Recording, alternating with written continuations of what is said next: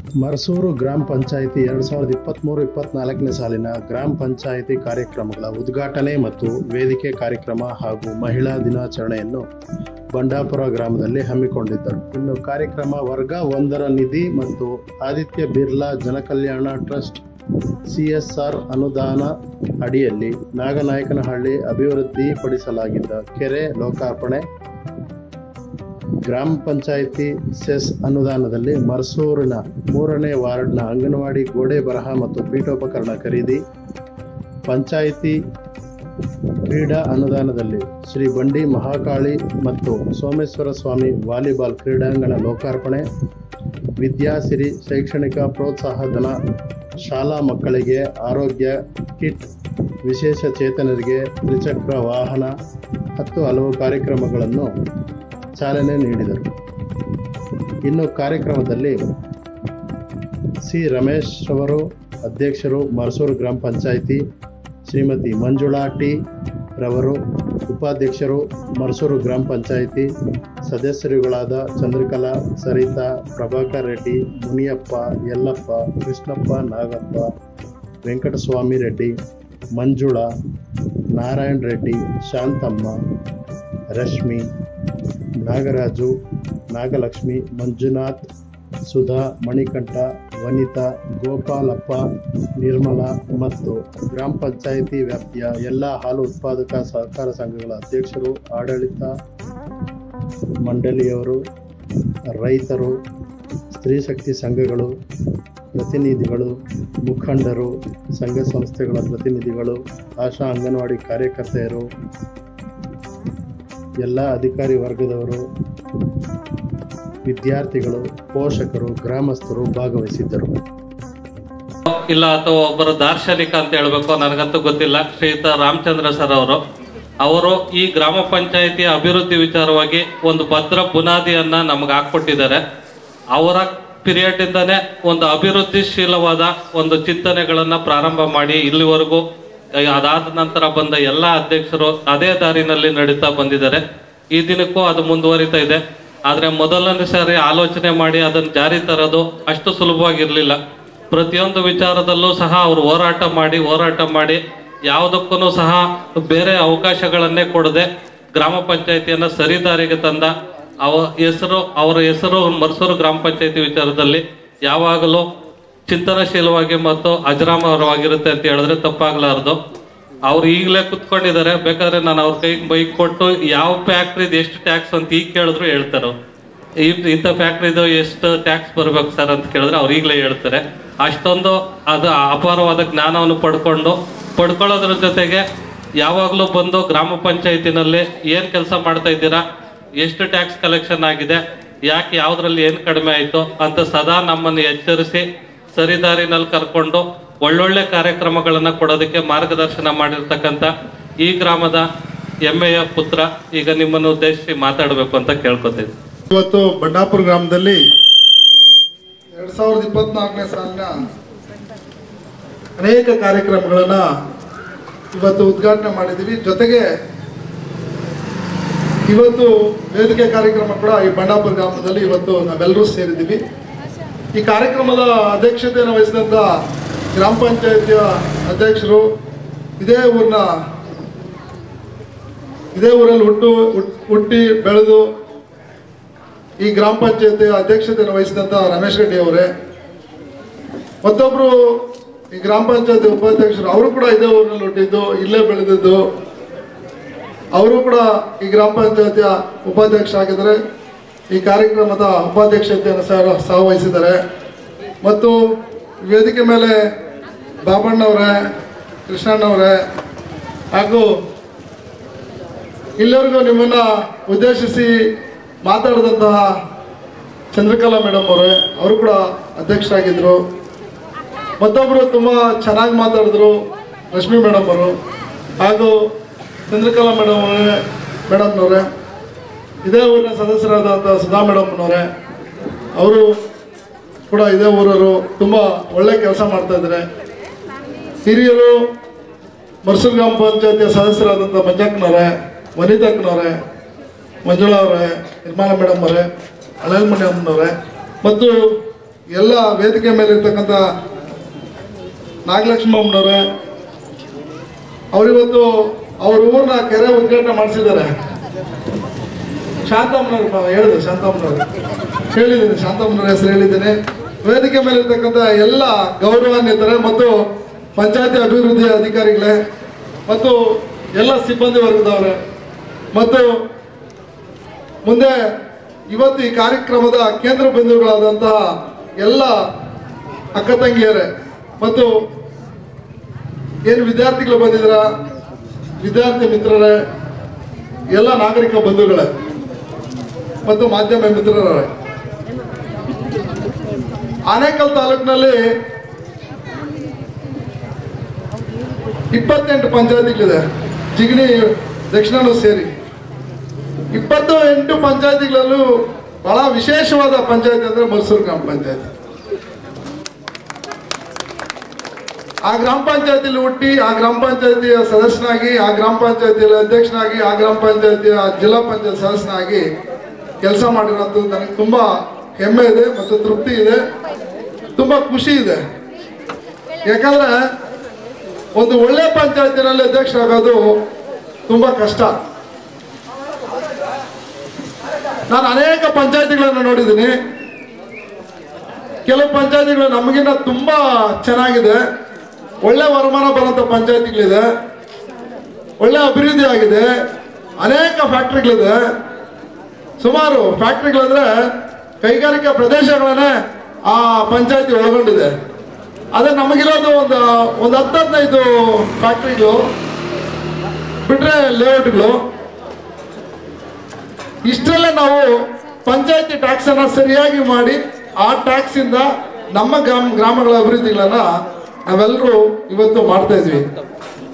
ನಾನು 2000ರಲ್ಲಿ ಗ್ರಾಮ ಪಂಚಾಯತಿ ಇದೇ ಗ್ರಾಮದಲ್ಲಿ ಸದಸ್ಯನಾಗಿ 2015ರವರೆಗೂ ಗ್ರಾಮ ಪಂಚಾಯತಿ ಸದಸ್ಯನಾಗಿ ಕೆಲಸ ಮಾಡಿದ್ದೀನಿ. ಅದರಲ್ಲಿ 2 ಬಾರಿ ಅಧ್ಯಕ್ಷನಾಗಿದ್ದೆ. ನನಗೆ ಸಿಕ್ಕಿದ್ದೆ 2.5 ವರ್ಷ, ನನಗೇನು 5 ವರ್ಷ 10 ವರ್ಷ ಸಿಗ್ಲಿಲ್ಲ. ಒಂದ್ಸಾರಿ ಅಧ್ಯಕ್ಷನಾದಾಗ 1 ವರ್ಷ 2 ತಿಂಗಳು 3 ತಿಂಗಳು, ಅದು ಇನ್ನೊಂದ್ಸಾರಿ ಅಧ್ಯಕ್ಷನಾದಾಗ 1 ವರ್ಷ 3 ತಿಂಗಳು 2 ತಿಂಗಳು, ಒಟ್ಟಾರೆ ನನಗೆ 2.5 ವರ್ಷ ನನಗೆ ಅಧಿಕಾರ ಅವಧಿ ಸಿಕ್ಕಿದ್ದು. ನಾನು ಅಧ್ಯಕ್ಷನಾಗಿ ಅಧ್ಯಕ್ಷತೆ ಸ್ಥಾನವನ್ನ ವಹಿಸ್ಕೊಂಡಾಗ ನಮ್ಮ ಗ್ರಾಮ ಪಂಚಾಯತಿ 12 ಲಕ್ಷ ವರಮಾನ ಆಯ್ತು.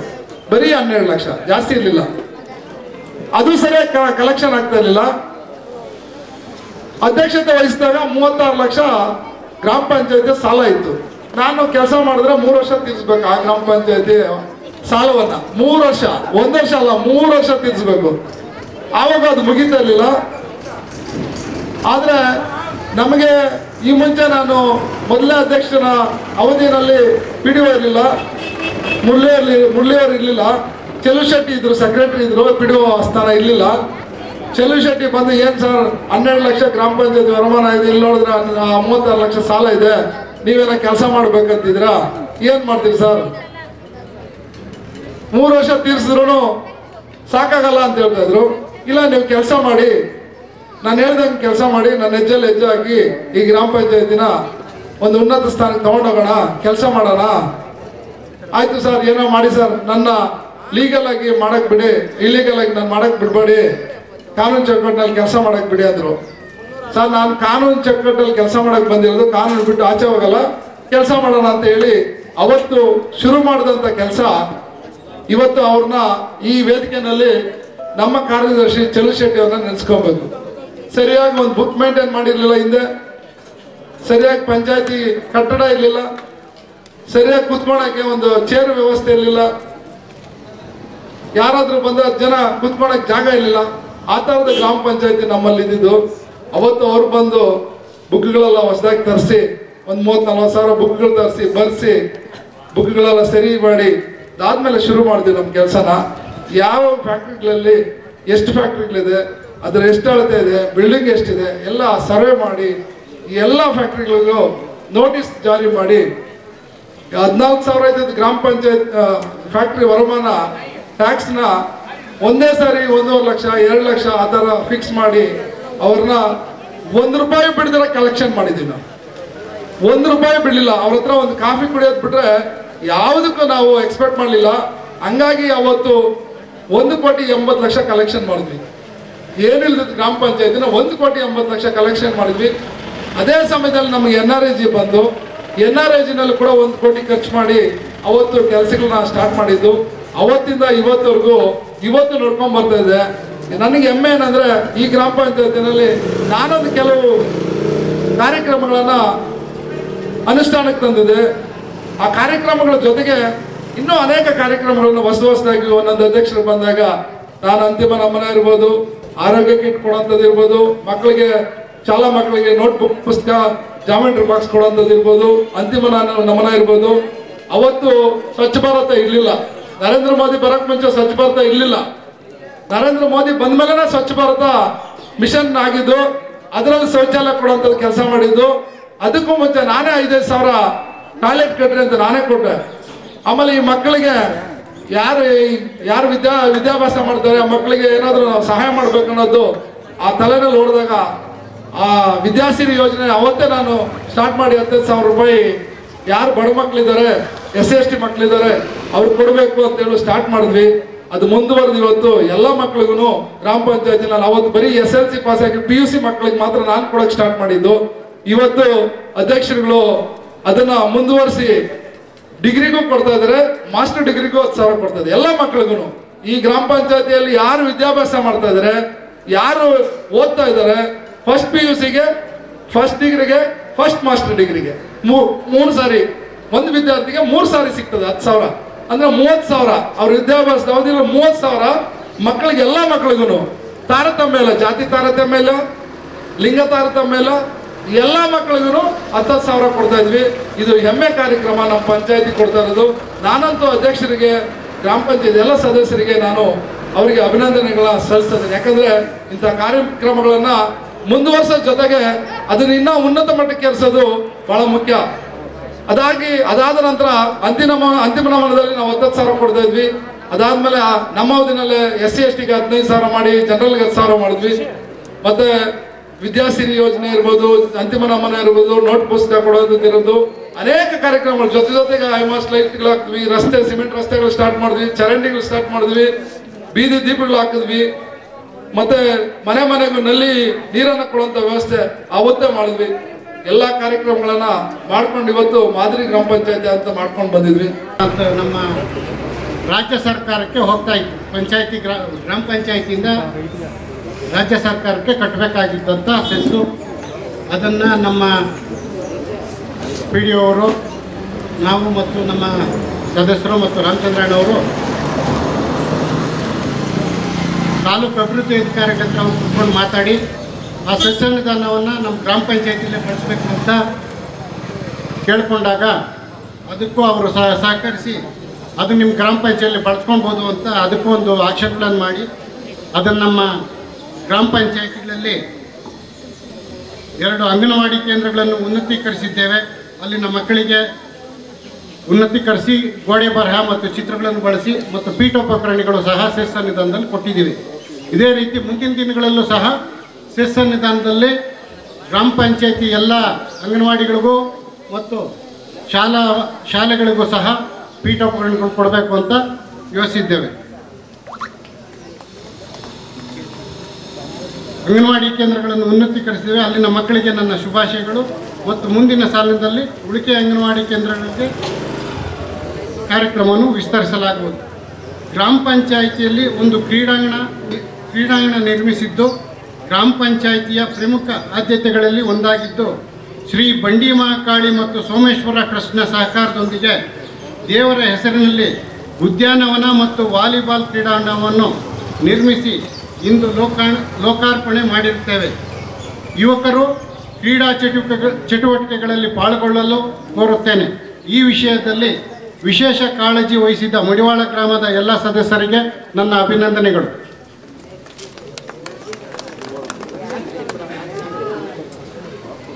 ಈ ದಿನ ಸುಮಾರು 160 ವಿದ್ಯಾರ್ಥಿಗಳಿಗೆ ತಲಾ 10,000ದಂತೆ 16 ಲಕ್ಷ ಶೈಕ್ಷಣಿಕ ಪ್ರೋತ್ಸಾಹಧನ ವಿದ್ಯಾಸಿರಿ ಯೋಜನೆಯಡಿ ವಿದ್ಯಾರ್ಥಿಗಳಿಗೆ ನೀಡುತ್ತಿದ್ದು, ನಿಮ್ಮ ವಿದ್ಯಾಭ್ಯಾಸ ಮುಂದುವರಿಸಿ ಸಮಾಜಕ್ಕೆ ಒಳ್ಳೆಯ ಉತ್ತಮ ಕೊಡುಗೆಯನ್ನು ನೀಡಲು ಕೋರುತ್ತೇನೆ. ಈ ಶೈಕ್ಷಣಿಕ ಪ್ರೋತ್ಸಾಹಧನ ಮತ್ತು ಸುಮಾರು ಈಗಾಗಲೇ ನಮ್ಮ ಉಪಾಧ್ಯಕ್ಷರು ಮತ್ತು ರಶ್ಮಿ ಮೇಡಮ್ ಅವರು, ಚಂದ್ರಕಲಾ ಅವರು ಹೇಳ್ದಂಗೆ ಗ್ರಾಮ ಪಂಚಾಯಿತಿ ಟ್ಯಾಕ್ಸ್ ವಸೂಲಿನೇ ಮುಖ್ಯ. ಇದ್ರ ಬಗ್ಗೆ ನಮ್ಮ ರಾಮಚಂದ್ರನವರು ಕೂಡ ತುಂಬ ವಿಸ್ತಾರವಾಗಿ ಹೇಳಿದ್ದಾರೆ. 2020-21ರಲ್ಲಿ 3,26,00,000 ಇದ್ದಂತಹ ಗ್ರಾಮ ಪಂಚಾಯಿತಿ ಕರ ವಸೂಲಿ 2021-22ರಲ್ಲಿ 4,75,00,000 ಆಯಿತು. ಮತ್ತು 22-23ರಲ್ಲಿ 6,25,00,000. ಈಗ 23-24ರಲ್ಲಿ ಈಗಾಗಲೇ 2,25,00,000 ಆಗಿದೆ. ಈ ತಿಂಗಳಲ್ಲಿ ಮತ್ತೆ ಇನ್ನೊಂದು 2.5 ಕೋಟಿ ಬರೋದಿದೆ. ಸುಮಾರು 6,25,00,000 ಆಗಿದೆ ವಸೂಲಿ. ಇನ್ನು ಈ ತಿಂಗಳೊಳಗೆ ಮಾರ್ಚ್ 31 ಒಳಗಡೆ ಇನ್ನೂ 2.5 ಕೋಟಿ ಬರೋದಿದೆ. ಒಟ್ಟು ಸುಮಾರು ಹತ್ರ 9 ಕೋಟಿ ದಾಟ್ತಾ ಇದ್ದೀವಿ. ಮುಂದಿನ ವರ್ಷ ಇದನ್ನು 10 ಕೋಟಿ ಮೀರಿಸ್ತೀವಿ ಅಂತ ನಾನು ಘಂಟಾಘೋಷವಾಗಿ ಹೇಳೋಕ್ಕೆ ಇಷ್ಟಪಡ್ತೀನಿ. ಈ ದಿನ ಕೇಂದ್ರ ಸರ್ಕಾರದ ಅನುದಾನದಲ್ಲಿ ನಾವು ಅಂಗವಿಕಲರಿಗೆ ಸವಲತ್ತುಗಳನ್ನು ವಿತರಣೆ ಮಾಡುತ್ತಿದ್ದು, ಅವರು ಇದನ್ನು ಸದುಪಯೋಗಪಡಿಸಿಕೊಳ್ಳಲು ಕೋರುತ್ತೇನೆ. ಇದನ್ನು ನೀಡಿದ ದೇಶದ ಪ್ರಧಾನಮಂತ್ರಿಗಳಾದ ಶ್ರೀ ನರೇಂದ್ರ ಮೋದಿ ನೇತೃತ್ವದ ಕೇಂದ್ರ ಸರ್ಕಾರಕ್ಕೆ ಆಭಾರಿಯಾಗಿದ್ದೇವೆ. ಮಹಿಳಾ ದಿನಾಚರಣೆ ಕಾರ್ಯಕ್ರಮಕ್ಕೆ ಆಗಮಿಸಿರುವ ಎಲ್ಲರಿಗೂ ನಮ್ಮ ಶುಭಾಶಯಗಳನ್ನು ಈಗಾಗಲೇ ನಮ್ಮ ಉಪಾಧ್ಯಕ್ಷರು ಎಲ್ಲ ಹೇಳಿದ್ದಾರೆ.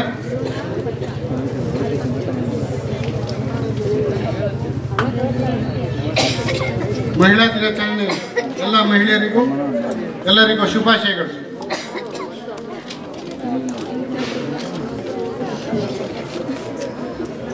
ಈ ದಿನ ಕಾರ್ಯಕ್ರಮದ ವೇದಿಕೆಯಲ್ಲಿ ಹಾಜರಿರುವ ನಮ್ಮೆಲ್ಲರ ನೆಚ್ಚಿನ ಮಾರ್ಗದರ್ಶಿ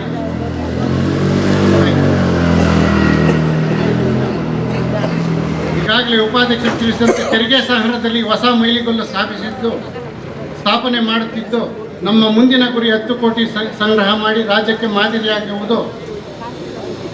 ನಮ್ಮ ಮಾಜಿ ಅಧ್ಯಕ್ಷರುಗಳು ಮತ್ತು ಸದಸ್ಯರು ಮತ್ತು ನಮ್ಮ ಗ್ರಾಮ ಪಂಚಾಯತಿ ಎಲ್ಲ ಕಾರ್ಯಕ್ರಮಗಳ ಬಗ್ಗೆ ತಿಳಿಸಿರುತ್ತಾರೆ. ಇದು ನಮ್ಮ ಹೆಮ್ಮೆಯ ಸಾಧನೆ ಮತ್ತು ನಮ್ಮ ಆಡಳಿತದ ಉದ್ದೇಶ. ನಮ್ಮ ಮುಂದಿನ ಗುರಿಗಳ ಬಗ್ಗೆ ಅವಲೋಕಿಸುವುದಾದರೇನೆಂದರೆ, ವೈಜ್ಞಾನಿಕ ರೀತಿಯಲ್ಲಿ ಕಸ ವಿಲೇವಾರಿ ಘಟಕ ಸ್ಥಾಪನೆ ನಿರ್ವಹಣೆ ಮಾಡುವುದು. ಈಗಾಗಲೇ ಕಸ ವಿಲೇವಾರಿ ಘಟಕ ಸುಮಾರು 75 ಭಾಗಾಂಶ ಕಂಪ್ಲೀಟ್ ಆಗಿದೆ. ಇನ್ನು ಸುಮಾರು ಒಂದು 15-20 ದಿವಸದೊಳಗಡೆ ಕಂಪ್ಲೀಟ್ ಆಗ್ತಾ ಇದೆ. ಮುಂದಿನ ಸುಮಾರು 2-3 ತಿಂಗಳಲ್ಲಿ ಕಸ ವಿಲೇವಾರಿಗೆ 1-2 ಗಾಡಿ ಪರ್ಚೇಸ್ ಮಾಡಬೇಕಂತ ಈಗಾಗಲೇ ಯೋಚನೆ ಮಾಡಿದ್ದೇವೆ. ಮುಂದಿನ ದಿನಗಳಲ್ಲಿ ನಿಮ್ಮ ಮನೆ ಬಾಗಿಲಿಗೆ ಗಾಡಿ ಬರ್ತದೆ. ಹಸಿ ಕಸ ಒಣ ಕಸ ಬೇರ್ಪಡಿಸಿ ತಾವೆಲ್ಲರೂ ಕೊಡಬೇಕು. ಇದಕ್ಕೆ ಸಹಕರಿಸಬೇಕಂತ ತಮ್ಮಲ್ಲಿ ಕೋರ್ಕೊಡ್ತೇನೆ. ಮತ್ತು ಪಂಚಾಯಿತಿ ಮಟ್ಟದಲ್ಲಿ ಜಲಜೀವನ್ ಮಿಷನ್ ಯೋಜನೆಯಲ್ಲಿ ಸುಮಾರು ಕೆಲಸ ಪ್ರಾರಂಭವಾಗಿದೆ. ಈ ವರ್ಷದಲ್ಲಿ ಪಂಚಾಯಿತಿಯಲ್ಲಿ 6 ಗ್ರಾಮಗಳಲ್ಲಿ ಸುಮಾರು 6 ಓವರ್ಹೆಡ್ ಟ್ಯಾಂಕು, ಪ್ರತಿ ಮನೆಗೂ ನಲ್ಲಿ ನೀರು ಯೋಜನೆ ಪ್ರಾರಂಭವಾಗಿದ್ದು, ಇನ್ನೊಂದು 6 ತಿಂಗಳಲ್ಲಿ ಎಲ್ಲ ಇಡೀ ಪಂಚಾಯಿತಿಯಲ್ಲಿ ಹೊಸ ಓವರ್ಹೆಡ್ ಟ್ಯಾಂಕು ಮತ್ತು ಪೈಪ್ಲೈನ್ ಕಾಮಗಾರಿ ಮುಗಿತಾ ಇದೆ. ಮೊನ್ನೆ ನಮ್ಮ ಗ್ರಾಮ ಪಂಚಾಯಿತಿ ವ್ಯಾಪ್ತಿಯ ಅಗ್ರಹಾರ, ಮುರ್ಸೂರು, ಮಡಿವಾಳ, ಆಡಸನಟ್ಟಿ, ಬಂಡಾಪುರ ಎಲ್ಲ ಕೆಲಸಗಳು ಸ್ಟಾರ್ಟ್ ಆಗಿದೆ. ಎಲ್ಲ ಗ್ರಾಮಗಳಿಗೂ ನಲ್ಲಿ ನೀರು ಸರಬರಾಜು ಪೈಪ್ಲೈನ್ ಇದೆ. ಟ್ಯಾಂಕ್ಗಳು ಮಾತ್ರ ಮುರ್ಸೂರಲ್ಲಿ 2 ಟ್ಯಾಂಕು, ಚೆಟ್ಟಳ್ಳಿಲಿ 1 ಲಕ್ಷ ಲೀಟ್ರು, ಬಂಡಾಪುರದಲ್ಲಿ 1 ಲಕ್ಷ ಲೀಟ್ರ್ ಟ್ಯಾಂಕು, ಅಗ್ರಹಾರಕ್ಕೆ 25 ಲಕ್ಷ ಲೀಟ್ರ್ ಟ್ಯಾಂಕು, ಮುರ್ಸೂರಿಗೆ ಇನ್ನೊಂದು ಅಡಿಷನಲ್ ಆಗಿ 1 ಲಕ್ಷ ಲೀಟ್ರ್ 25,000 ಲೀಟ್ರ್ ಒಟ್ಟು 6 ಓವರ್ಹೆಡ್ ಟ್ಯಾಂಕ್. ಕಾವೇರಿ ವಾಟರ್ದು ಮತ್ತು ನಮಗೆ ಮಾಜಿ ಸಚಿವರಾದಂತಹ ಸೋಮಣ್ಣವ್ರ ಕಡೆಯಿಂದ 2 ಕೋಟಿ ಅನುದಾನ ಬಿಡುಗಡೆ ಆಗಿದೆ. ಟೆಂಡ್ರು ಆಗಿದೆ, ಕಾಮಗಾರಿ ಸ್ಟಾರ್ಟ್ ಆಗಿದೆ. 10 ಲಕ್ಷ ಲೀಟ್ರು ಕಾವೇರಿ ಓವರ್ ಟ್ಯಾಂಕ್ಗೆ ಸೊಂಪು ಟ್ಯಾಂಕು ಮತ್ತು ನೀರಿನ ಕನೆಕ್ಷನ್ ಮುರ್ಸೂರು ಆನೇಕಲ್ಲು ಚಂದಾಪುರ ರಸ್ತೆಯಿಂದ ಮುರ್ಸೂರು ಹೈಸ್ಕೂಲ್ ಫೀಲ್ಡ್ಗೆ ಒಟ್ಟು 1,60,00,000ಕ್ಕೆ ಟೆಂಡರ್ ಆಗಿದೆ. ಕಾಮಗಾರಿ ಸ್ಟಾರ್ಟ್ ಆಗಿದೆ. ಮತ್ತು ಅದು ಕಾವೇರಿ ನೀರು ಸಹ ನಮ್ಮ ಗ್ರಾಮ ಪಂಚಾಯಿತಿಗೆ ಮನೆಗೆ ತಲುಪ್ತದೆ. ಇದು ನಮ್ಮ ಅವಧಿಯೊಳಗಡೆ ಇದನ್ನು ಪೂರೈಸ್ತೀವಿ ಅಂತ ಹೇಳೋಕ್ಕೆ ಇಚ್ಛೆಪಡ್ತೀನಿ.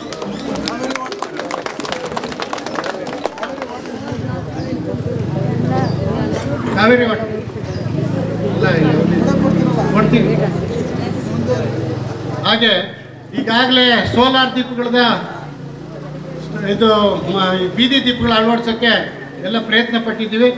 ಈ ಮಾರ್ಚ್ ಒಳಗಡೆ ಸುಮಾರು 3 ಗ್ರಾಮಗಳಲ್ಲಿ ಪೂರ್ತಿ ಆಗ್ತದೆ. ಮುಂದಿನ ವರ್ಷದಲ್ಲಿ ಇಡೀ ಗ್ರಾಮ ಪಂಚಾಯತಿಲಿ ಎಲ್ಲ ಸೋಲಾರ್ ದೀಪಗಳನ್ನ ಅಳವಡಿಸ್ಬೇಕು ಅಂತ ನಮ್ಮ ಪ್ರತಿಜ್ಞೆ ಮಾಡಿದ್ದೀವಿ.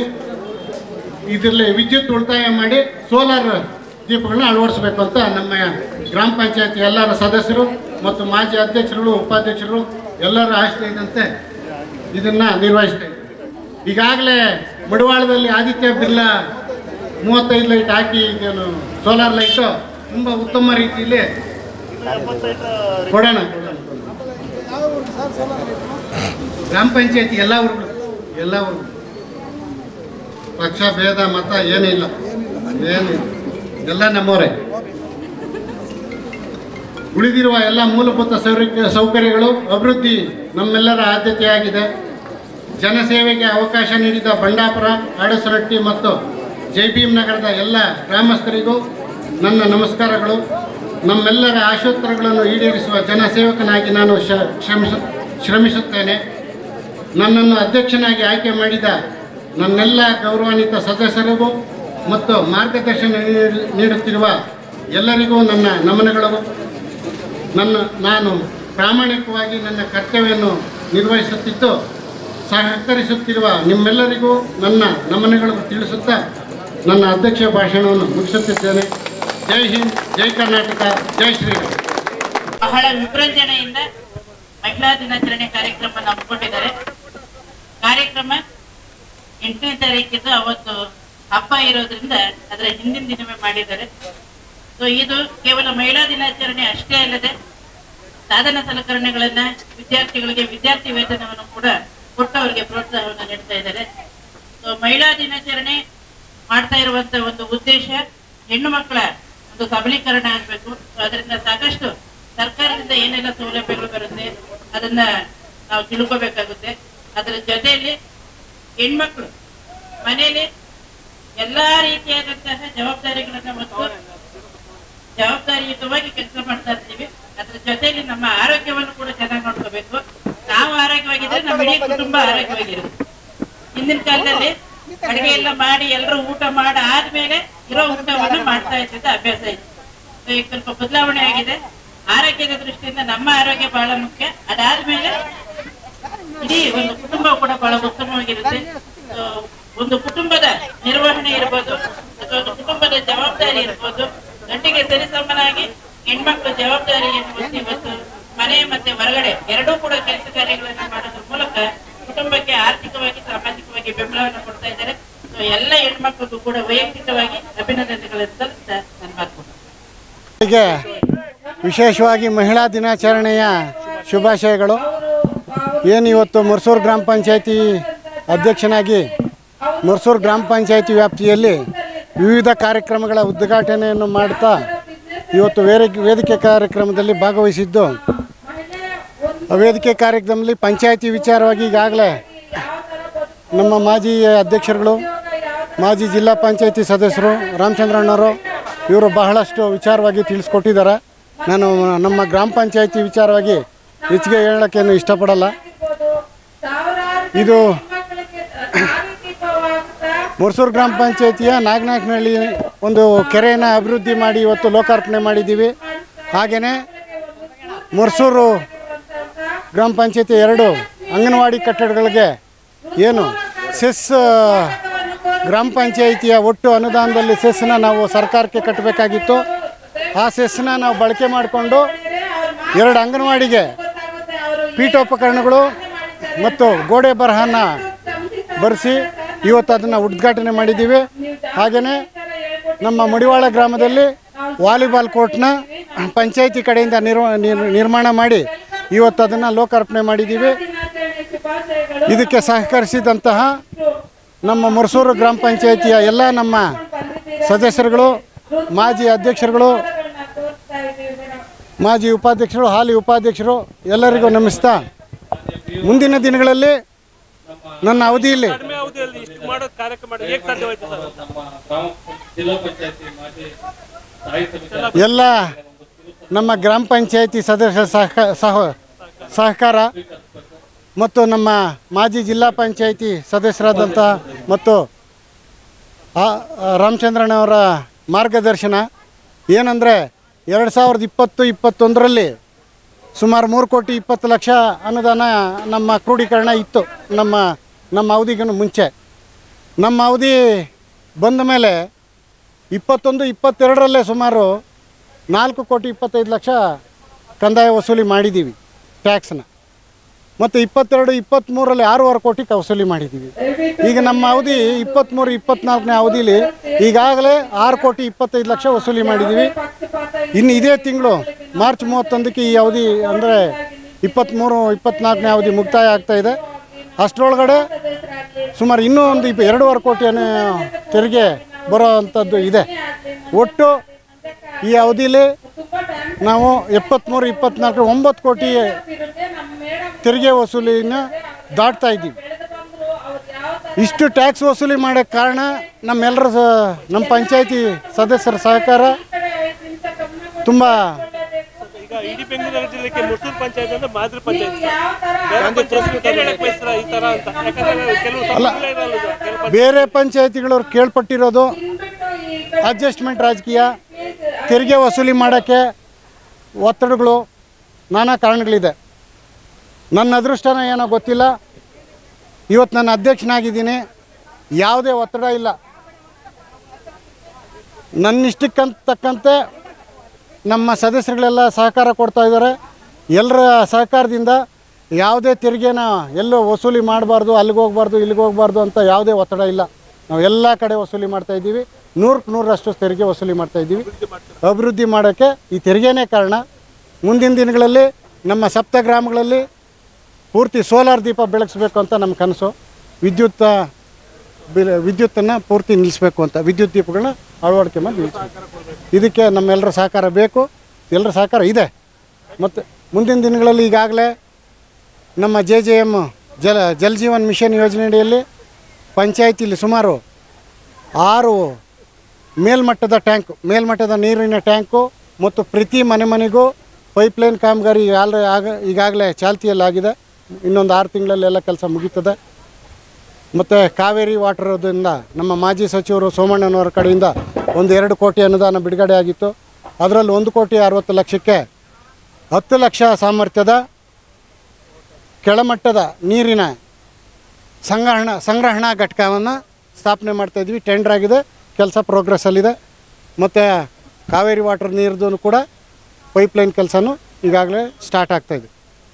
ಇದ್ರ ಜೊತೆಗೆ ಮುಂದಿನ ದಿನಗಳಲ್ಲಿ ನಮ್ಮ ಪಂಚಾಯಿತಿ ತೆರಿಗೆನ 10 ಕೋಟಿಗೆ ತಗೊಂಡೋಗೋದು, ಇನ್ನೂ ಒಳ್ಳೆಯ ಅಭಿವೃದ್ಧಿ ಕೆಲಸಗಳು ಮಾಡಬೇಕಂತ ನಮ್ಮ ಕನಸಿದೆ.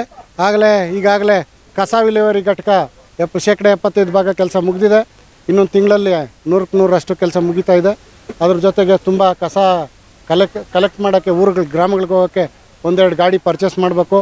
ಇನ್ನು ನಮ್ಮ ಕಸ ವಿಲೇವಾರಿ ಘಟಕಕ್ಕೆ ಈಗಾಗಲೇ ಕಸ ಸಂಗ್ರಹಗಾರನ, ಸ್ವಚ್ಛ ಮಾಡೋರನ್ನ ಈಗಾಗಲೇ 4-5 ಜನ ಪಂಚಾಯಿತಿಗೆ ಸೇರ್ಪಡೆ ಮಾಡ್ಕೊಂಡಿದ್ದೀವಿ. ಇನ್ನೊಂದು 4-5 ಜನನ ಸೇರ್ಪಡೆ ಮಾಡ್ಕೊಬೇಕು. ಇನ್ನೊಂದು 6 ತಿಂಗಳಲ್ಲಿ ಪ್ರತಿ ಮನೆ ಹತ್ರ ಹೋಗಿ ಪಂಚಾಯಿತಿ ಕಡೆಯಿಂದ ಒಣ ಕಸ, ಹಸಿ ಕಸನ ಬೇರ್ಪಡಿಸಿ ಸಂಗ್ರಹ ಮಾಡೋ ಕೆಲಸನ ಮಾಡ್ತೀವಿ. ಇನ್ನೂ ತುಂಬ ಯೋಜನೆಗಳಿದೆ. ಕೆಲಸ ಮಾಡಿಬಿಟ್ಟು ಮಾತಾಡಬೇಕು ಅಂತ ನನ್ನ ಇದು. ಕೆಲಸ ಮಾಡೋಕ್ಕೆ ಮುಂಚೆ ಮಾತಾಡೋಕ್ಕೆ ನನಗಿಷ್ಟ ಆಗಲ್ಲ. ಮಾಡಿಬಿಟ್ಟು ನಮ್ಮ ಪತ್ರಕರ್ತ ಮಿತ್ರಗಳ ಜೊತೆ ಮಾತಾಡ್ತೀನಿ. ಎಲ್ರಿಗೂ ನಮಸ್ಕಾರ. ಮರ್ಸೂರು ಗ್ರಾಮ ಪಂಚಾಯಿತಿಯ 2024ನೇ ಸಾಲಿನಲ್ಲಿ ವಿವಿಧ ಕಾಮಗಾರಿಗಳ ಉದ್ಘಾಟನೆ ಮತ್ತು ವೇದಿಕೆ ಕಾರ್ಯಕ್ರಮವನ್ನು ಬಂಡಾಪುರ ಗ್ರಾಮದಲ್ಲಿ ಇವತ್ತು ಇಟ್ಕೊಂಡಿದ್ವಿ. ಏನು ಇವತ್ತು ಈ ಕಾರ್ಯಕ್ರಮ ಇತ್ತು, ಮಕ್ಕಳಿಗೆ 10,000 ರೂಪಾಯಿ ವಿದ್ಯಾಸಿರಿ ಯೋಜನೆಯಲ್ಲಿ 10,000 ರೂಪಾಯಿನ ನೀಡುವಂಥದ್ದು ಒಂದು ಕಾರ್ಯಕ್ರಮ.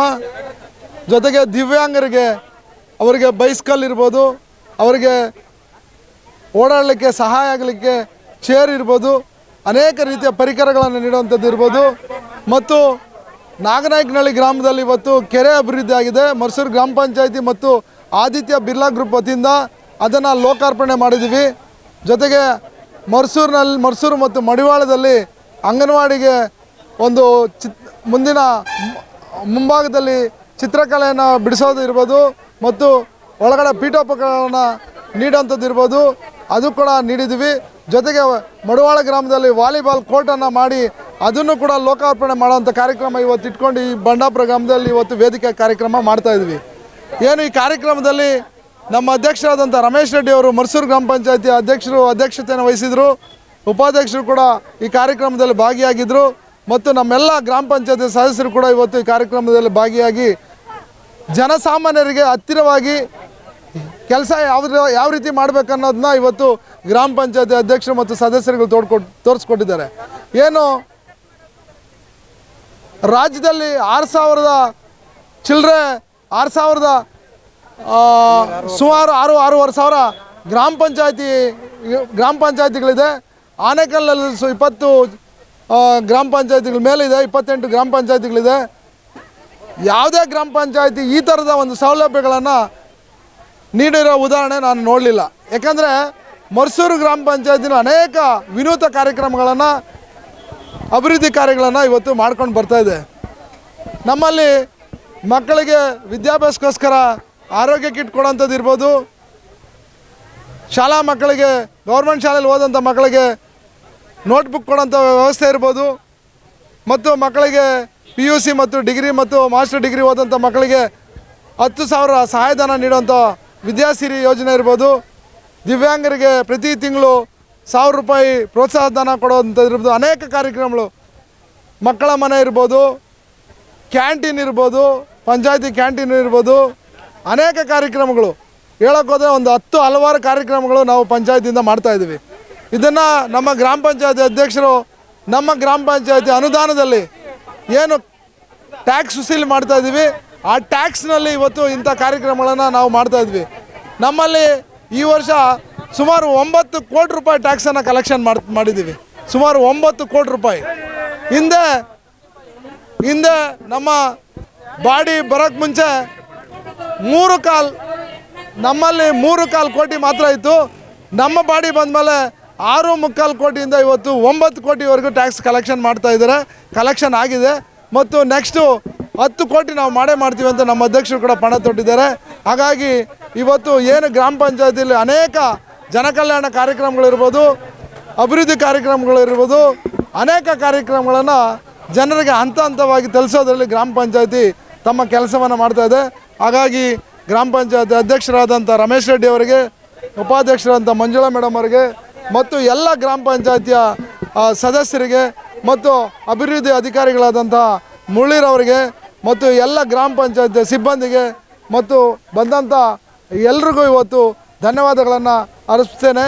ಮತ್ತು ಇವತ್ತು ಏನು ಮಹಿಳಾ ದಿನಾಚರಣೆ ನಾಳೆ ಇದೆ, ಅದರ ಮುಂಚಿತವಾಗಿ ಇವತ್ತು ಮಹಿಳಾ ದಿನಾಚರಣೆನ ನಾವು ಅರ್ಥಪೂರ್ಣವಾಗಿ ಇವತ್ತು ಮಹಿಳೆಯರನ್ನ ಕರೆದು ಇಲ್ಲಿ ಅವರನ್ನು ಸನ್ಮಾನ ಮಾಡೋದಿರ್ಬೋದು, ಅವರನ್ನು ಆ ದಿನಾಚರಣೆಯಲ್ಲಿ ಅವರಿಗೆ ಒಂದು ಉತ್ತೇಜನ ನೀಡುವಂಥದ್ದು ಇರ್ಬೋದು ಮಾಡಿ ಅವರಿಗೆ ಈ ಮಹಿಳಾ ದಿನಾಚರಣೆ ಅಂಗವಾಗಿ ಅವರನ್ನು ಪ್ರೋತ್ಸಾಹಿಸ್ತೀವಿ.